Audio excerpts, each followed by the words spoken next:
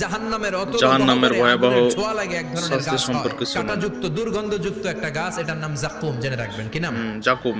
জাক্কুম। বিষ্ণু বললেন তিরমিজির ভিডিওটা ভালো বর্ণনায়, লাগলে জাক্কুমের চ্যানেলটা একটা সাবস্ক্রাইব টুকরা করো। যদি আল্লাহ দুনিয়াতে ফেলে, পুরো দুনিয়াটা দুর্গন্ধে সয়লাব হয়ে যায়। পুরো সুবহানাল্লাহ। দুনিয়ার মানুষগুলো জাক্কুমের গন্ধে ওই জায়গায় শেষ। পুরো দুনিয়াটা নষ্ট হয়ে যাবে। ওই কাঁটাযুক্ত জাক্কুম তাদেরকে দেয়া হবে। ক্ষুধার চোটে জাক্কুমই খাইতে শুরু করবে। আহা, খেতেও পারবে না, গিলতেও পারবে না। এবার কয় পানি দাও। জাহান্নামীদের জন্য 4 ধরনের ঝর্ণা আছে।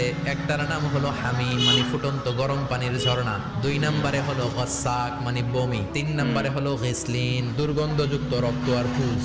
4 নম্বরে হচ্ছে মোহল, পোড়া তেল। খা, দাউ দাউ করে এগুলো থেকে আগুন জ্বলবে। তৃষ্ণার চোটে এগুলোই খেতে চাইবে।